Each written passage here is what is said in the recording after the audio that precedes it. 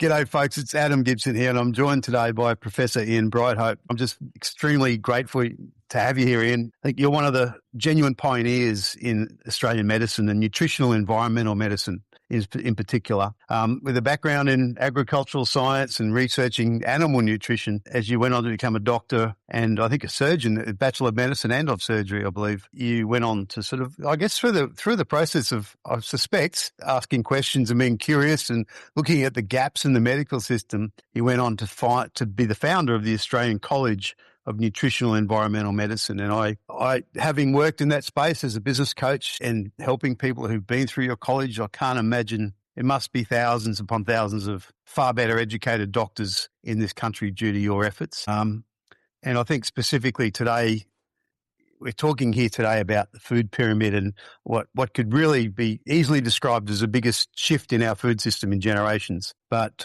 specific to our audience, Ian, you're one of the most outspoken and fearless and most composed doctors speaking up against the COVID narrative in general, but particularly around when I interviewed you during COVID, it was around the COVID vaccine and its relevance to children, if it's going to be harmful or not, and some of the alternatives. You talked at length back then around simple solutions like vitamin C, D, and zinc, I believe, and just things we could all do that, appeared to be pretty straightforward and simple, but we were pushed down a vaccine narrative instead. So I have enormous respect for you and everything you've done and you continue to do. You're now the founder of World of Wellness, which I'll ask you to talk about. But, I in the research I did just coming into this interview, I noticed a quote which is around your lifelong ambition to change the way medicine and healthcare is practiced for the benefit of the individual and for the public, and seeing nutritional environmental medicine as a foundation for world health and world peace. I fully respect a man of the number of grey hairs in your head who's still at it and still going. So really appreciate all the work you've done in this space and I'm grateful to have you. Let's just start up quickly or from the beginning, not even quickly, but what's just happened, I think, in the world of nutritional medicine in particular in the US with Robert Kennedy introducing this upside down food pyramid, I think is one of the biggest shifts I've seen in a generation, and I've been in health and wellness my whole life, like you have. What's your immediate comment on that, and what's your take on it? Are we at a tipping point in terms of a move towards better health? Yeah, look, I think we are at a tipping point. Certainly in the US, that they need to be at a tipping point because of the very poor quality of food that most people consume. But the inversion of the pyramid is not a good idea because it shouldn't be one size fits all for all of us. One of the things that I've spoken about many, many times is that individuality is a crucial factor in nutrition, and we cannot prescribe a system of food intake that is going to satisfy everybody. When we have a look at the food pyramid, for example, whether it's right way up or upside down, there is at least one food group, if not two food groups, which many people are allergic to, and that includes the dairy and the cereal grains. So they're two big sectors of the food pyramid that people are reacting to, and there are various reasons why they react. I think we need to have a flattened system, a flattened plate with the sectors on it that people should be focusing on. And the most important thing that I emphasize to everybody is you've got to take processed foods out of your diet. All processed foods, whether they come in a tin, a packet, a can, they are processed, they have additives, and they are dead foods. They are not living foods. And I think there are some things that come in bottles, such as olive oil, which is good for us. Yep. But the majority of things we find in the supermarket on the shelves are not good for us.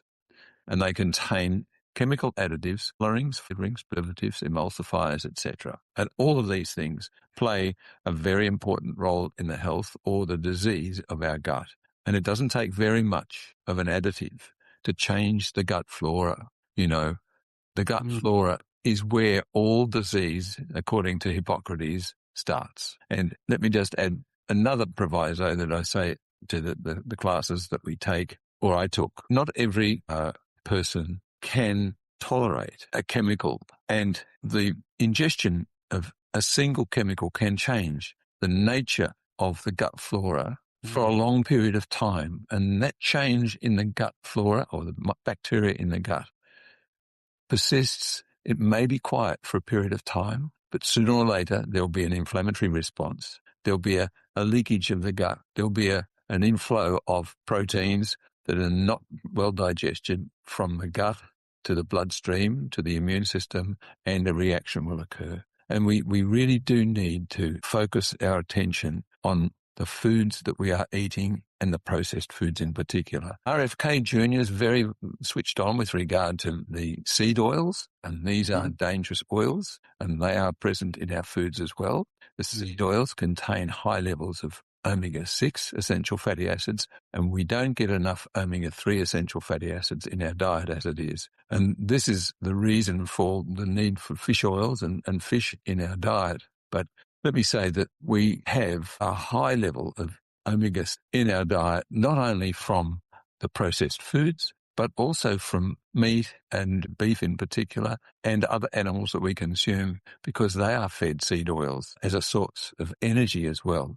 So that the entire system does need a dramatic change. The other thing, the two causes of disease, one is toxicity or a relative toxicity, and the other is a deficiency or a relative deficiency. When we look at somebody with an illness, whether it be a cancer or a psychiatric problem or an autoimmune disease or diabetes, we have to look at the toxicity levels in their system, and we have to look at the deficiency diseases or the deficiencies in their system. And they can be relative toxicities, they can be relative deficiencies. And they're multifactorial. There are many nutrients that can be deficient or relatively deficient. And there can be many, many toxic substances, including the toxic environment that you mentioned in the protocol that you sent to me of questions. Things like the electromagnetic forces, the use of Wi-Fi instead of a direct linkage to your computer, the lack of sunlight. I mean, that's a deficiency of a nutrient, not just a single nutrient, but a lack of the photons from light that hit our skin and produce not only vitamin D, but melatonin and stimulate our mitochondria, etc., etc. So it's a very, very complex web that's woven that we need to understand, and we need to make slight changes slowly so that we can actually absorb the need for the change that has to occur if we're going to have a healthy population. The first things first, Adam, sugar out of your diet. No sugar, I say to patients, no sugar, white flour products, alcohol. Out of your diet completely. Okay, no sugar, no white flour, you said? No alcohol. Other white things like white potatoes. I mean, potatoes is a complex carbohydrate and they're good for us, but not too much because it breaks down to sugar. You know, we really need to focus on meat, fish, poultry. Those are the things that nutrient dense. They provide us with the amino acids. They provide us with the essential fatty acids. They provide us with vitamins, minerals, all of the things that keep us healthy and alive and well. That plus vegetables, in particular green leafy vegetables, but green peas and beans, orange vegetables. They are absolutely every day should be, the old meat and 3 vegetables or meat and 5 vegetables is you can't beat it. It's not that complicated, not that difficult. We've got a barbecue out the back. We go out and barbecue our meat and we've got vegetables coming out of our ears, and it doesn't take very much protein to fill you up either and keep you satiated, keep you satisfied. So the answer is staring us in the face. It's very, very simple, but our fast, speedy lifestyle has encouraged us to go to the supermarket, get a can of something, tip it or a packet, put it into a microwave and heat it up and eat it. And it's full of garbage. It's full of garbage. It's just trash. I can't emphasize how bad it is for most of these foods. Yet it's been normalised, hasn't it? I think that's the difference between the meat and 3 veggies you just mentioned and what most of us at a certain age grew up on, and what is now normal. It's kind of shocking. That's right. You say it's been normalised. I say it's been weaponised. The big food is working with big pharma. And big food know that they're poisoning us, and big pharma know that they're poisoning us, but they've got the answers. They've got the solution, which is basically controlling of symptoms. It's a good business model if you don't mind. Adam, you went a bit. I said it's a fabulous business model as long as you don't have a conscience. Yes, from their point of view. Well, just step it back a bit, Ian, because what you've just, I think I probably should just precurse this. I should have said this up front, but for those listening, the traditional food pyramid I mentioned was based on grains as a foundation food of 70% of your diet or something to that effect, and sort of kept high meat, eggs, and right at the peak, and fats and olive oil right at the peak of the pyramid. And what RFK is suggesting is this sort of should be reversed insofar as you don't want to have your diet based on grain, because nutrient density and good, freshest, dense food based on protein, good fats, veggies, that side we agree with, right? Yes, absolutely. But the one size doesn't fit all. That's a really important one to mention. And the processing, look, I've been in the fitness and wellness industry my entire life, and I've seen, as I'm sure you have, I've seen, the Pritikin diet, and then the vegan diet, and then the Atkins and the carnivore. Sorry, Adam, you've broken up. You broke up a bit. Okay. You got me again? That's okay. Yes. Yeah. All these diets come and go, but the main reason I think people see a benefit, the commonality, is always you cut out processed food. That's the common thing, and therefore you see a change in the body, because if processed food disappears, it's not really necessarily the diet; it's what you take out. Yeah, yes. I mean, I talk about a lifestyle and try to leave good nutrition as a part of a healthy lifestyle, and everything should be whole, everything should be fresh, and if you cannot identify it, then don't touch it. It's a good rule of thumb, which leads me to the next question. I want to ask you a bit more about beef and white flour and things you mentioned, but just in terms of practical, what you've just given us there is a fairly broad, and there's a lot of layers to it. And for an average parent, myself included, trying to pack a healthy lunchbox for the kids, what does that look like nowadays? Because if you look at the shelves in Woolies, it's kind of terrifying what is available and branded as kind of health food, because it's all processed and all in packages. What should kids be eating at lunchtime? What's in a lunchbox in your view? I took the questions that you sent me, and this is one of the questions, and I've written down what I would put in a child's lunchbox. I'll read it out. Right. It's very simple. Real whole foods. Grass-fed beef or pasture-raised chicken in strips. Very, very good. Very, very healthy. And if it's cooked right, they love it. Hard-boiled eggs. Full-fat cheese. There's so many cheeses on the market. Beautiful. And you don't need very much. Or yogurt with no added sugar. Now, be careful with yogurts, because you can be sensitive to the sugar in the natural lactose present in the yogurt. So some people are sensitive to yogurt, and they get belly aches, and they don't realise that it's the yogurt they're drinking. But with that proviso, then sure. Fresh veggies like carrots, cucumbers, any vegetables can be cooked or can be raw. Give them some avocado, some nuts, some olive oil or olive oil dip, or some other dip such as tofu or hummus. Yep. That's plenty. Give them some berries, an apple, a banana, some fruit. What more do they want? By the time they finish their meat, you can give them fish, providing it's well cooked, and then they're not, it's not going to be in the sun and that sort of thing. And you can give them a small amount of whole grain sourdough bread if they really need a grain, but try to keep the breads out of it as much as you possibly can, and hydrate them with water. It's a very good hydrating agent. Funny enough. Raw milk, if you can get it. There are other hydrating agents like coconut water, coconut milk, that sort of thing. But that becomes expensive. I think once the child is onto something healthy and they're feeling good, they don't need a lot of sugar to lift them up, because their blood sugar levels are going along up and down like this, rather than up and down, up and down. Get them off that sugar roller coaster. Yeah, and that's what I see a lot of kids go through. Don't they? They're just on a up and down on the sugar high, up and down all day long, and that's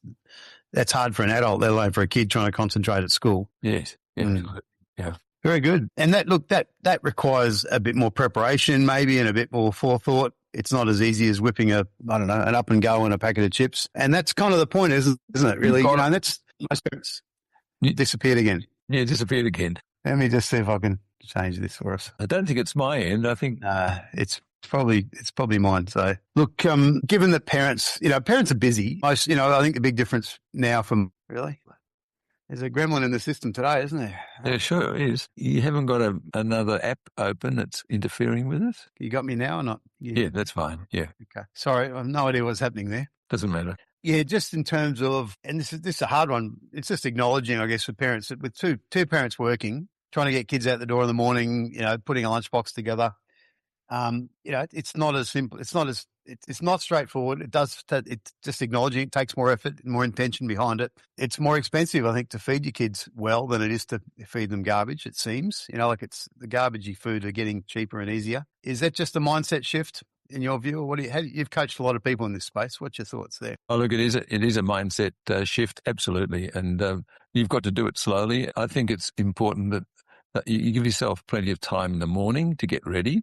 And at night time, you can actually put the lunchbox together at night and pop it in the fridge. That's another suggestion. And the kids can help with their lunchboxes as well, because kids love to get into the kitchen and play around. Gets them off the screens as well. But it is not something that we can achieve overnight. It's something that we've got to slowly move into and break one of the habits at a time rather than change the whole system. I think there are many, many ways of making the changes, and the mums and dads combined in the kitchen with the kids brings the family together rather than the kids on their screens in their bedrooms and wasting time. You say that this is cheaper. It's probably, you say that the changes I'm suggesting are more expensive. And the current system is cheaper. But the current system is creating illness and disease. And that is a great inconvenience to people, especially in the States where over 50% of children have got a chronic degenerative disease, which is something we never heard of when I was a child. We only had one asthmatic in the whole school. It was rather an unusual situation. Now, asthma and puffers and so forth are commonplace. And we have a healthier population if we spend a little bit more on food and a little less on some of the other devices that we're wasting our money on. I think, it's self-discipline. It's less hampering than chronic ill health. It's another one of my favourite sayings. Self-discipline. Yeah, well, please, it's not my quote, it's somebody else's, but I love it.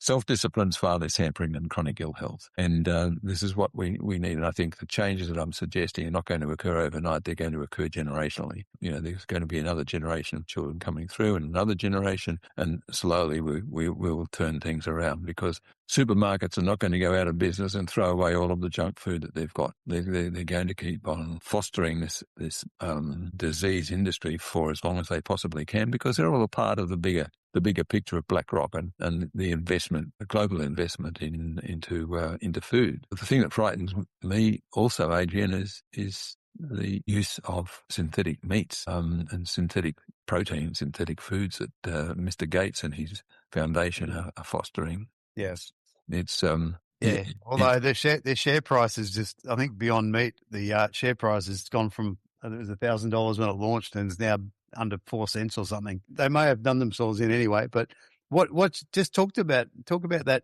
Actually, I do want to ask you a bit more about meat and beef, because you've mentioned that a couple of times. So let's just start with the fake meat and what's wrong with it, and then let's talk about regenerative or grass-fed versus factory meat, if you like. Well, the synthetic meat is not meat. It looks like meat. It may taste a bit like meat, may have nutrients in it that are contained in meat, but it doesn't have all of the vitamins and minerals and the wholeness of meat that we understand that meat is about. When you don't have that wholeness, it is a completely different, how do I put it?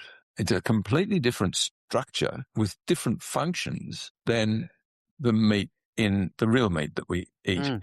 Yeah. It's nothing like meat. It's synthesized in the laboratory and it may be digested like meat, but it doesn't have all of the cofactors. It doesn't have the ingredients that unite the meat. It doesn't have the structure of meat. Well, it's just made out of GMO soy, isn't it? Isn't that? Yeah.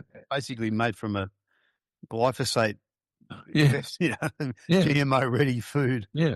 Yeah. It's bizarre. I mean, it's like nothing on earth. I haven't seen you lost for words many times before, but that probably says enough in itself. It doesn't have not the infrastructure, the quantum.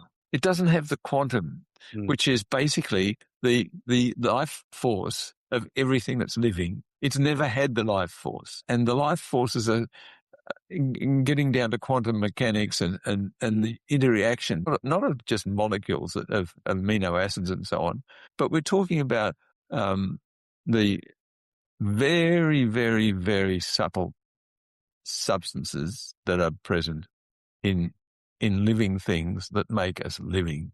It may be a living thing, it may have been a living thing, but it still has that soul within it. And that's what gives us life and life forces. I mean, I'm getting into some fairly esoteric stuff here, which I think I might avoid going any further. But No, but I think it's good to go to. I think, it's a really important point is that, we have been sort of taught or conditioned to think that food is just this inert calorie intake. And it's not. It affects your mood, it affects your gut and all the health, physical, but it does have a meal that is fresh out of a garden is just vibrantly different from a meal that's come out of a box or out of I think what you're saying is, we've all experienced it. We think about it. And they make cheese in France from raw milk, which is the same cheese in France made here is very, very different. Yeah, it's very different. The raw milk has its own properties. It's still got its life forces. Yeah. It's interesting. I mean, you're not allowed to buy raw milk in most places, unfortunately, now, which is, should tell you something in itself. But if you can get hold of it, you recommend it? Yes, I do. Yeah. Yeah. Coming back to beef, again, there's so many points I could ask you about here, but meat that's, beef, my understanding is the beef that comes out of a feedlot, which is basically cows that are taken off a paddock, put on concrete and fed grain until they get fat and inflames enough to be at a certain weight and then knocked on the head. That's where beef has got a bad reputation. It's methane emissions and it's bad for you. The fats aren't good for you in that. There's a lot of omega-6, I think, rather than omega-3. That's what people are comparing beef with, but beef that comes off a paddock, grass-fed, what's the difference? The grass-fed beef, you can tell the difference when you're eating it. The beef that comes off a grass pasture is the beef that I'm talking about. This is the healthy beef. You've got to make sure that it's grass-fed, and it's been grass-fed all its life, because the tricks that the trade get up to, I was told by a colleague yesterday that, for example, they want to, King Island, the beef from King Island is very, very good. It's always been grass-fed. Well, they want to take beef from Apollo Bay, from the port, or there's not sufficiently big enough port, but they wanted to take the cattle from Apollo Bay to King Island, fatten them up on grass, and then sell them as grass-fed beef. That's how the beef producers know the premium that we're prepared to pay for high-quality grass-fed or pasture-fed beef. And the pastures should be looked after holistically as well. We talk about a restorative regenerative grade, regenerative agriculture. It's so important, Adam. I think. Sorry, I'm just trying to get your picture back up again. I don't know what's happened. having a good technical day today, aren't we? Yeah. We are very much. That grows. All food should come off clean soil. It should come off soil that's been nourished with compost and organic matter that is recycled. It should come off soil that hasn't been tilled or hasn't been ploughed up constantly, because the ploughing of the soils changes the very fine water channels and other pathways in the soil, and that upsets its microbiome. And the microbiome in the soil is absolutely critical. We need to have growing plants in the soil constantly, and the use of just slightly trampled soil is fine with cattle on it. We need to have crops that are grown with companion planting, so that we are not stuck with just monoculture. The soils upon which monoculture, when I talk about monoculture, I talk about barley, wheat, rye, oats, these broadacre crops that are grown year after year after year. That soil is slowly being degraded, and we're ending up with new deserts being created because of the overcultivation. These soils need to be looked after. Even just planting some hemp will increase your wheat crop the next year. You don't have to have wheat crop after wheat crop after wheat crop. Grow some hemp, and hemp is it's one of the most versatile plants that you could imagine. Yeah. Yeah. Interesting though, isn't it? Just what, good health comes from the ground up, not just in us, but also from the animals we eat. Yeah. I mean, I've got a book, it's around somewhere. It's called From Soil to Psyche, from the soil to the psyche. Yeah. What's grown in the soil has an effect on Yeah. our psyche. So we really need to know our butchers. We need to know our farmers ideally, but if you don't know the farmer, know the butcher and get to know him. Yeah. Well, my son's very lucky. He's living up in the country at the foot of the Alps. He knows his butcher. He knows his winemaker. He knows his vegetable grower. He knows everybody up there. So we can't all be in that very fortunate situation, but we can support the local markets, and that's very, very important. That's it. Most of us have that opportunity to, find a farmer's market or make those connections. It takes a bit more effort, and it's not as convenient as getting a Woolies delivery or whatever, but, it is doable for most, for a lot of people. Coming back to soil and grains, it's sort of looping back to this food pyramid idea that I remember growing up thinking, right, we used to be so hungry all the time because we were doing so much sport that at one point I was eating 30 wheat bix a day as a kid, which was just like giving me more calories because I was doing so much exercise. But realizing, looking back, I was always hungry because that was just literally empty calories, it seems like. Yeah. And now that the grain production methods have changed, my understanding is, there's so much more chemicals involved in the production of grains, things like wheat bix, and I shouldn't say the brand name, but those type of products. We're used to giving our kids sandwiches and cereal as a sort of base. Is that out the window now with this sort of new food guidelines, and what is wrong with grains as a category, and what's right with them? I mean, they've been around a long time, and we've kind of, lived on bread seemingly forever as a species. What's the truth behind that, and what should we know about it, Ian? I'll give you a little case example. A friend of mine was working in Melbourne. She's Argentinian, and she was always complaining of illness, and her skin was no good. And she goes back to Argentina and then to Italy, and she's eating pasta and eating bread, and her skin has cleared up and she's well. So it's not necessarily wheat by itself that is the culprit. It's the way it's handled. It's the way it's grown. It's what it's grown with. So there's so many interventions in this country with regard to wheat and its processing. They use chemicals on the ground. They use chemicals on the plant itself. The use of chemicals during the processing of the wheat is also a factor. So the more crude the production methods, the more likelihood of the wheat being okay for us. So I think we've got to look for the sources of the wheat and the grain, because, I can't say no bread. I mean, we have bread here, but we don't have very large quantities of it. We have a lot of rice, which is very good. We have brown rice. We have white rice. We have a lot of beans, and these are all filling foods, and they've all got good levels of nourishment in them. So you need to think outside the box when it comes to consumption of carbohydrate, and make sure the carbohydrate is complex. I mean, we have a lot of potatoes, but when I say a lot of potatoes, we have potatoes on a fairly regular basis. We mash them with butter, we mash them with garlic, we mash them with onions, you can do a lot with potato, but you don't want to eat a lot of potato. You have a portion. And that should be enough, because it's got protein with it. Then the protein will fill you up. The protein tells our ghrelin and our other hormones in the system that we've had enough to eat, and it switches off our appetite fairly quickly.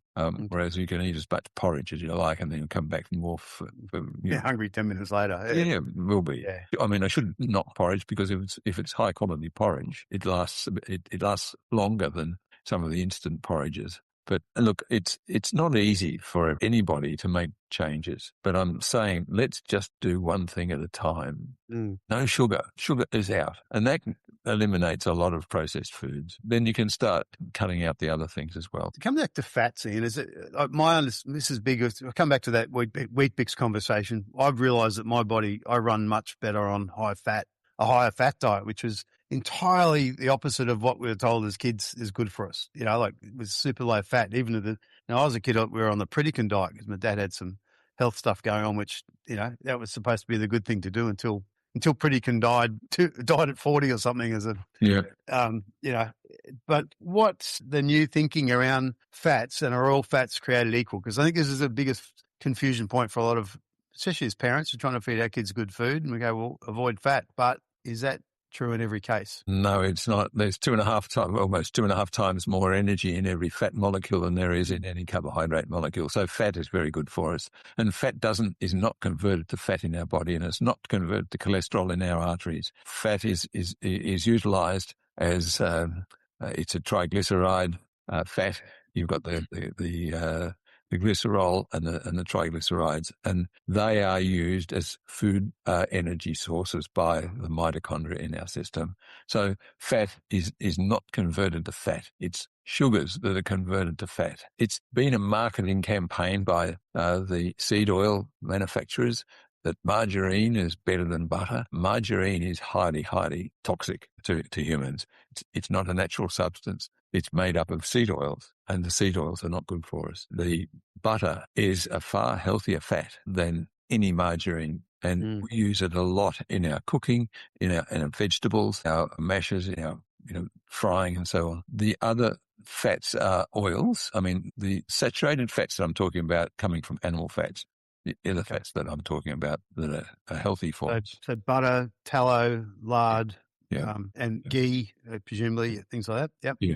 And what are the bad fats that we should be avoiding altogether? Well, the bad fats are the omega-6s, the seed oils in particular. Vegetable oil, canola oil, safflower oil, sunflower oil, and so on.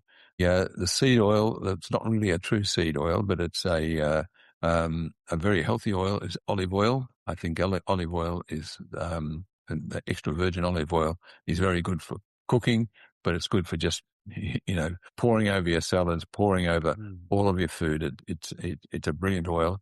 It contains omega-3. It contains a bit of omega-6. It contains some omega-9 as well. And the omega-3 is, of course, important in the cardiovascular system, for cardiovascular health. It's important for the immune system as well.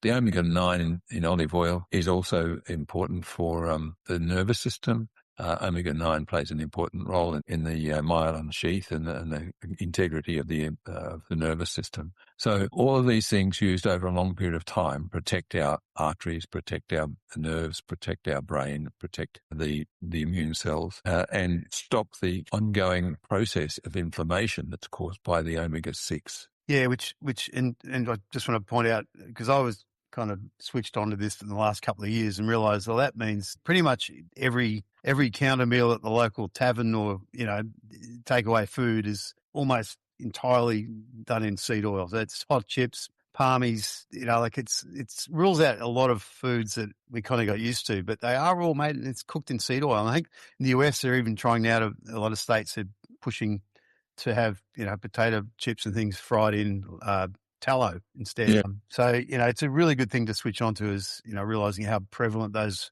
seed oils are in our day-to-day foods. And every kind of processed food is normally full of seed oil as well, isn't it? Yes. Yeah. So there's an inbuilt, just chopping that out alone, I think can change a lot of health outcomes from what I've seen. Absolutely. Yeah. Look, let's move on, because I want to ask you a little bit about a common question I get asked by our audience, which is, how do we trust, given what's happened in the last few years around what we talked about at the beginning, the COVID response from the medical profession, and how a lot of us in this community feel fairly hoodwinked or conned by what happened, or at least gaslighted, or whatever the word was. But we weren't given properly informed choice. We weren't really told the truth of what was going on. You pointed out very early in the piece, Ian, that things like vitamin D, vitamin C, and zinc absolutely play a huge role in immune health, and 99% of cases for kids, it's more than enough for us to be doing that without having to look at vaccines. So there's all these things we could have done, which was hidden. Doctors were kind of gagged in the period of COVID and, in many cases didn't give us the right advice. And our audience, a lot of parents, I think quite reasonably so, very untrusting or distrusting of the medical profession now. Do you see that as well? And how should we be approaching that? Because at some point we're going to need a medical intervention with something. Unfortunately, it's probably the case. Who do we trust? Or how do we trust? Or should we trust? We cannot trust the medical profession when it comes to pandemics. We should be very, very wary about trusting the doctors as we have in the past. There will be a time when we can trust them more, but it will only become a time when we can trust them more when they have admitted to making a serious error and they have been held accountable. The leaders of the profession I'm talking about here, the leaders who've been made aware of the problems with COVID and the pandemic and the vaccines, who did nothing, they should be held accountable. And the doctors who are aware of what they were doing and continued once they were warned of the dangers of the vaccines or they became aware of the vaccines, they need to be held accountable as well. So we should never ever put 100% trust in a doctor again because of these reasons. And I say that not because of any vindictiveness, but I say it because doctors are humans as well, and we can make mistakes. And we made one of the greatest errors of mankind with the COVID vaccines. And until we've had a Royal Commission and we've been held accountable, and including the authorities being held accountable, trust is something of misnomer when it comes to my profession. We put too much trust in the profession in the past, and we're being fooled by a profession who's also been fooled by an industry, and the industry being the pharmaceutical industry, whereby we're taught by the pharmaceutical industry to think and act in terms of disease and a drug, or disease and surgery, or disease and chemotherapy and whatever. But it's been like that since the 90s. Up until the 1930s, there was an innocence within the profession, and we did act in the best interest of our patient. We always acted in the best interest of our patient. We had an oath called the Hippocratic Oath that we abided by. I mean, I've designed another oath for doctors to take, which is a more modern form of the Hippocratic Oath, which I've put together for the West Australians a session under a new healthcare system, whereby anybody who is seen to be corrupt or corruptible is held to account. They're held to account immediately. Then nobody will get away with fooling people with a marketing story. Marketing story is always I basically make another comment that it's quite common, and that's don't let science or good science get in the way of a good marketing story, because the marketing story has been the way that all of these things have been carried through to the medical profession. And doctors are naive. They're not worldly wise. They are trained in a system where they do 6 years in primary school and 6 years in secondary school. I've said this many times. 6 years at university and then another 6 years to become a specialist. By the time of 35, you're out there ready to practice. But you've really not experienced very much in the outside world. And most of the teaching that you receive is about disease and drug. And it's the first thing you should do as a physician is look at the patient and listen to the patient, because the patient will tell you what the problem is most of the time. And you can also get some idea, if you are well trained, into what sort of things they need to do that will alleviate their problems, that put them on a track whereby they can heal themselves. And, what about the cancer patient who comes to see you who's got a grade 4 tumor?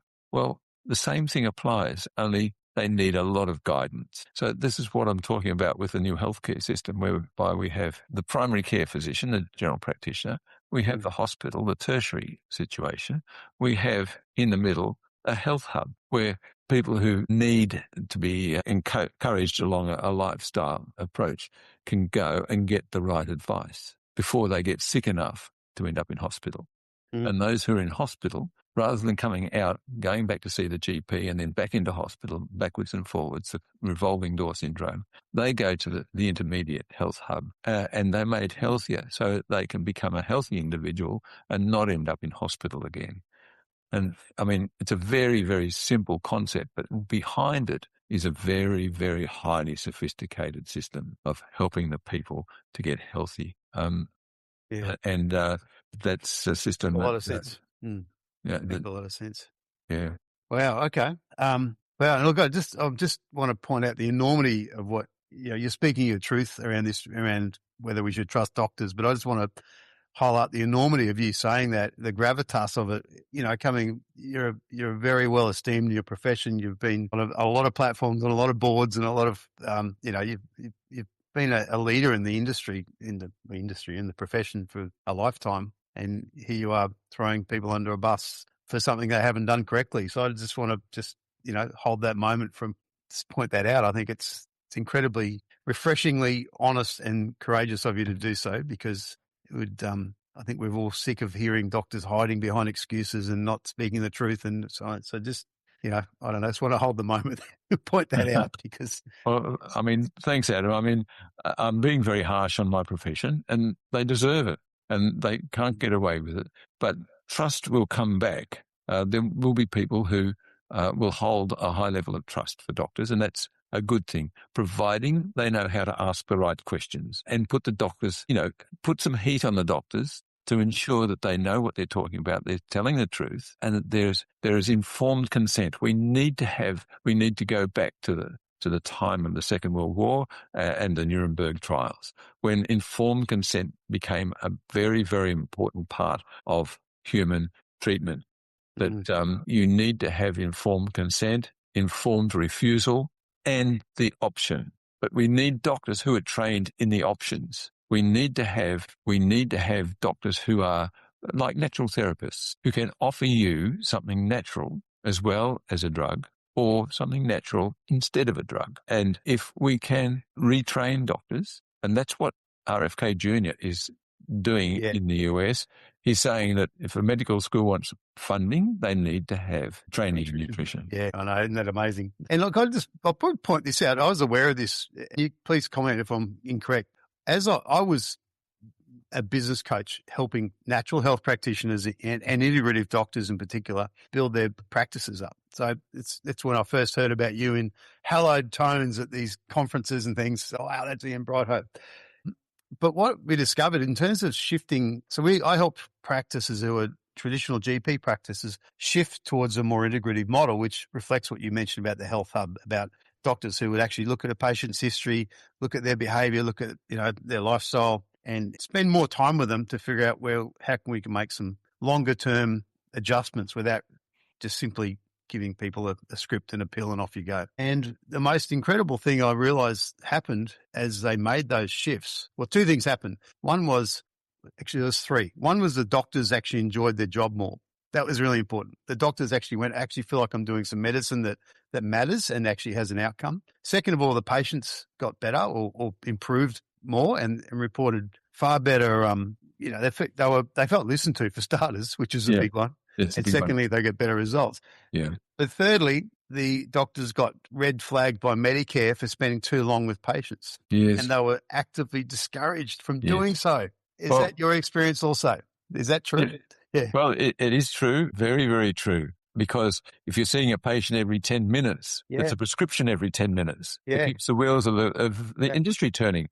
If you're seeing a patient for an hour, and you may not prescribe something, that's a big no-no. And the wheels of industry don't turn. They've got their graphs of their growth and what they expect, whether it's drugs for, I saw in the US, drugs for Crohn's disease going 30 to 50 years ahead, and how big the hospitals are going to have to be for Crohn's disease. I mean, it's just incredible.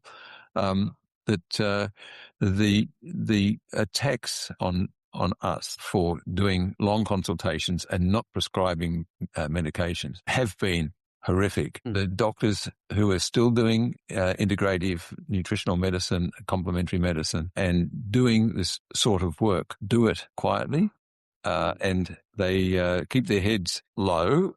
Yeah. They don't speak about what they're doing very much because they don't want to be caught. But I got away with it because I ended up in the Supreme Court fighting the Medical Board of Victoria, and I won, and they were embarrassed, and they had to do something about that. So they've hidden my case. So you can't see my case in the archives of the Medical Board establishment because it was so embarrassing for them. And the Supreme Court judge was very critical of the way they behaved towards me, simply because I was prescribing vitamins and minerals for HIV/AIDS patients and keeping them alive far longer and healthier than what the drugs were doing. I mean, that takes me back to the days of Anthony Fauci and his AZT and his refusal to prescribe normal antibiotics for HIV patients. So it goes. Can you touch on that, Ian, just for those listening who haven't heard? I know this story, but this was back in the 80s, I believe. Yes. It was in the early 80s with the advent of the HIV/AIDS virus. And I was approached by a person who had come from the US to help him with his HIV/AIDS. He had Kaposi's sarcoma all over his face and body. And I said yes, and I gave him high doses of intravenous vitamin C, and some of the composites disappeared. I mean, he did very, very well, and a lot of other patients came to see me as well. And it was by accident, I guess, or serendipitously, the treatments I was giving for patients with a whole range of autoimmune diseases were actually working and helping patients with HIV/AIDS. And as a consequence, I wrote a book about it, and the book got me into trouble with the medical board and the establishment here. So they took me to court, and but they tried to strike me off for advertising. They accused me of advertising because I wrote a book. And they tried to strike me off, and the Supreme Court judge, the late Justice Gobbo, very nice man, found in my favour and awarded the costs against the medical board. So the medical board, after that, for 20 years or so, they stopped harassing me. They had been harassing me, and there was no more visits, no more notifications from them. That was before the days of APRA as well. Yeah, that's so you're no stranger to this controversy in this space. You're happy to take the man on, take the machine on when necessary, which I applaud you for. What was the Fauci connection there? He was the one, Anthony Fauci was the one promoting AZT, but squashing the other alternatives. Yes, he was. He was very, very heavily promoting the AZT, which was killing them. It's very similar to the COVID story. Yeah. And he denied them the ordinary antibiotic was going to stop the chest infections. They were getting chest infections, and that would be the start of a spiral downhill with their immune system. I mean, I remember one patient was in hospital, and he had PCP, pneumocystis carinii pneumonia, which was a severe pneumonia that would kill an HIV/AIDS patient. And he came to see me, and we got him over his first case of pneumocystis. And then he ended up with another shot of pneumocystis. They said they were surprised that he got over the first episode of pneumocystis. He came back again, had a few more shots, and was over it. And he had a third attack of pneumocystis. I mean, this was unheard of. But when I went out to speak about what I was doing to the doctors at Fairfield Infectious Diseases Hospital, I was laughed at. It's so you've seen this happen in your profession, in generations now. It's there's this It's really worth coming back to just remembering that for us that doctors, just because you got a white coat doesn't make you smarter than the next person in every regard of life. Maybe more educated, but it's a good thing about. I think it's a good reminder as we're talking for all of us. I think to take our power back a bit with this and go, look, I'm going to ask you for advice, but I'm also not going to completely give my opinion over entirely to you. I'm going to take it as an opinion, and act on intuition as well as opinion and other research potentially. Yeah. I mean, always do your research no matter what. And I think that the message I've got is don't let anybody inject anything that's foreign into your system unless it's needed for life-saving.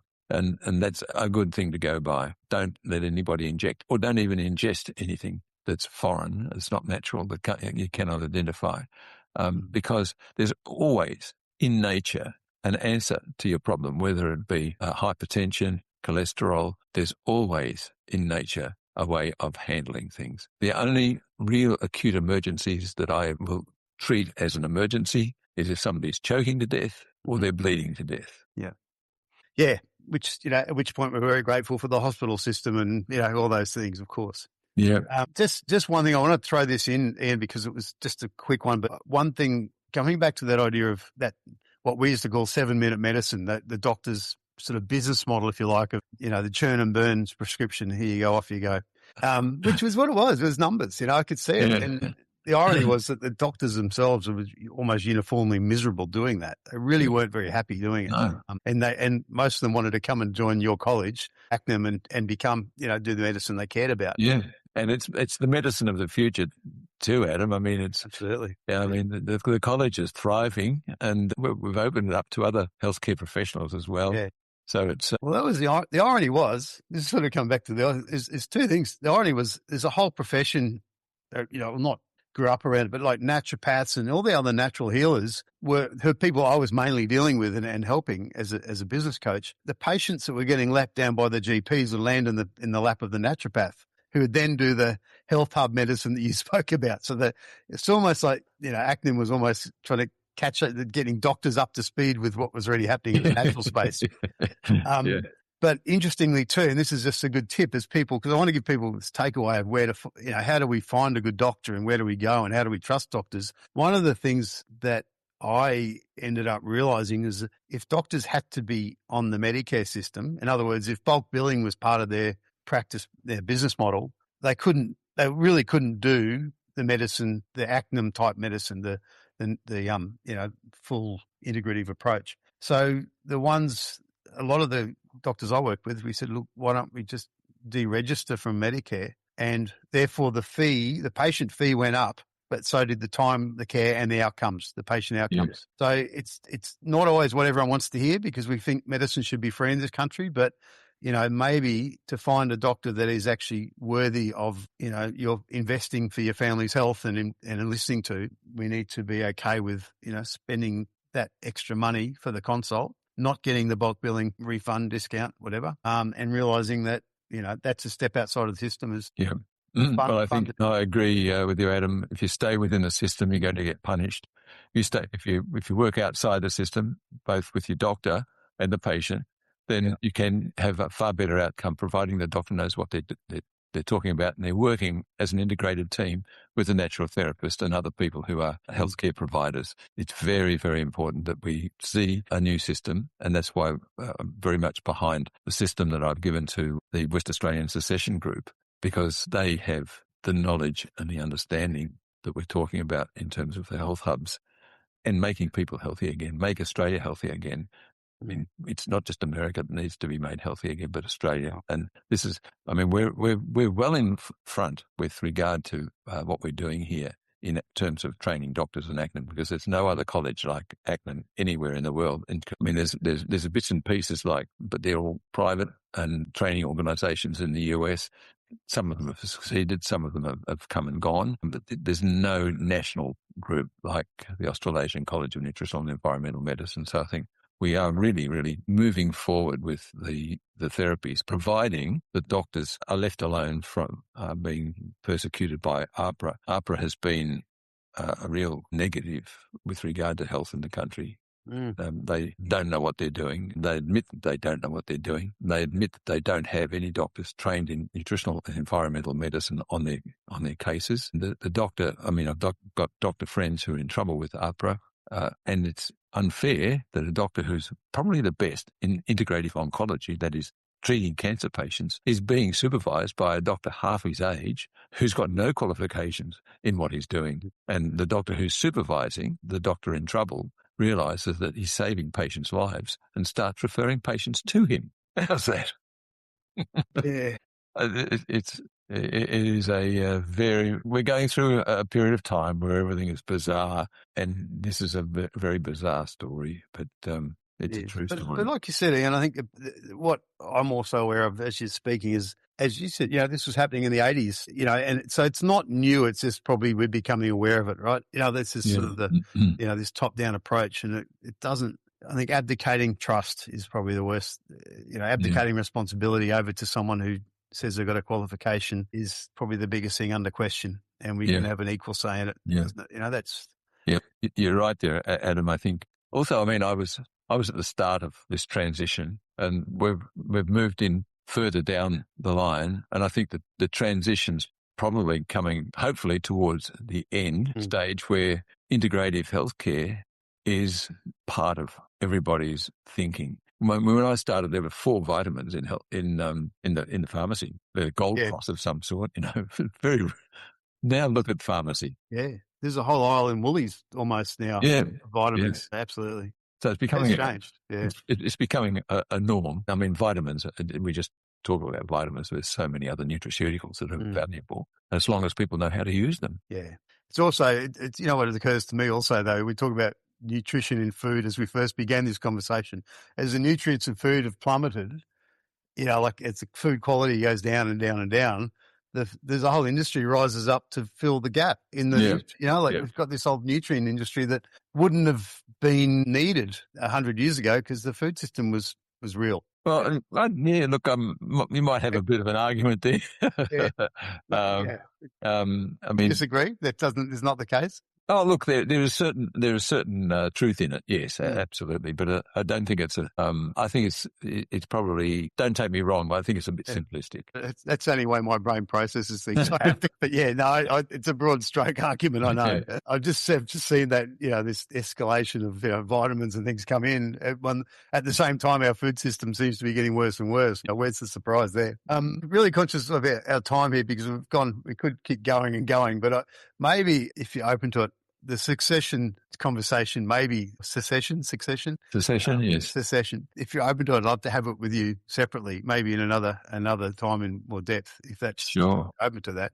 Sort of skim over it. I mean, I'm not the expert in the secession. I mean, I'm across all of the issues, but you might like to interview Julian Gillespie and Gigi Foster. Yeah. I mean, I can talk about the health side of things, but they're more on the constitution and the legal aspect of it and the economics of it. Gigi Foster, of course, is talking about the economics, and Julian's very much across the legalistic side of it. Yeah. He's a lawyer, but no, I'd be happy to join you with. That would be great. I'm very intrigued to get to know more, and I'd rather not skim over it. But I do want to ask you this as a surprise question at the end, if you like.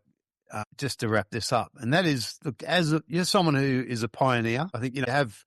Even in this conversation, you've highlighted things I didn't know about in terms of the way you've, forged ahead and created new models. You've created new institutions. You've created new solutions in a very, particularly in an industry or a profession, not an industry of medicine, which is pretty traditional and doesn't like to change much. You've really broken the mold, and you've spoken up at critical times and taken on the system. And yet you're composed, you're level-headed, you're intelligent, standing on the desk shouting at people the way I would do it. We need more of this. If there's any disagreement right now that in Australia right now and probably around the world, but we need more intelligent, smart leaders who are prepared to take on the system, prepared to make changes, and prepared to speak up. What are your thoughts around leadership and being a pioneer, and what can those who will follow in your footsteps, ideally, learn from your journey so far? What advice would you give? I think it's very simple, Adam. It's to have the courage to speak the truth to power, because without that, there is no other value. And you've got to learn how to speak the truth and not upset the people who you're directing it at. So you treat a very, very narrow pathway, because you could slip off one side or the other and be regarded either as a radical or a fool. And, it's very easy for me to say, speak the truth to power, but you have to. And the other thing, Adam, is to ensure that you've got a group of people behind you, good people who agree with you or agree with the majority of what you're saying, who have the same understanding and the same philosophy. And I had a very good group of people behind me with the board of ACNEM for many, many years. And we just grew and we grew and we grew. And I mean, I can speak the truth to power now, and I'm speaking on behalf of a large number of people. They may not realize it. They may not have given me permission to, but I'm speaking on behalf of a lot of people now. And I'll continue to do so. Yes, you will be attacked. You will be hounded. You could end up losing something. I mean, I lost a lot during my career, but I've also gained a lot. And what you lose, you have to say goodbye to. And what you gain, you welcome with open arms. And it's a very, very exciting, enlightening, and dangerous position that you find yourself in. But I sleep well at night. I'm relatively healthy. I'm 80 next month. I'm probably gaining a bit more courage to speak more of the truth now, because what can they do to me? They can't do very much. Although, I mean, they can make up stories. They can say I've avoided tax or something like that, which they do with the bootleggers in the US. It's just there's so many people now wanting an answer. They want answers to so many different things, Adam. And I've got a few of the answers. And I try to tie in the economics and the politics of what I'm talking about, so it makes more sense to people that we need to move, and we need to move forward. We need to create a nation that is self-sufficient, We need to create a nation of people who know how to win, people who know how to do things, people who know how to relate to one another. And we need to have a proper democracy whereby I can go to my local member and say, I need this, or I need that, or I don't want to do this, and I don't want to do that. And that will be the law. And I don't have to curtail myself to any central forces coming out of Canberra or coming out of Spring Street in Melbourne. It's a great vision, and I couldn't agree with it more. And I just really do appreciate everything you've done to inspire so many people around you along this path. And I mean this when I say I look, nearly 80, and I mean, man, that's a life well lived. And I can see, just by your demeanour, that's the case. I'm always big on, there's a lot of guys, I think my age now, I'm in my 50s, and a lot of us are looking for the elders, the wise elders of the village. And we certainly found one in you. So I appreciate you sharing that with us. Yeah, and for everything you've done. Thanks very much, Adam. It's a lovely compliment, and I'll keep doing it for you and everybody else. You've got a lot of support here. A lot of support here with the Parents to Questions team, I can tell you that. And thank you again, Ian. Thank you so much for your time. You're welcome, Adam.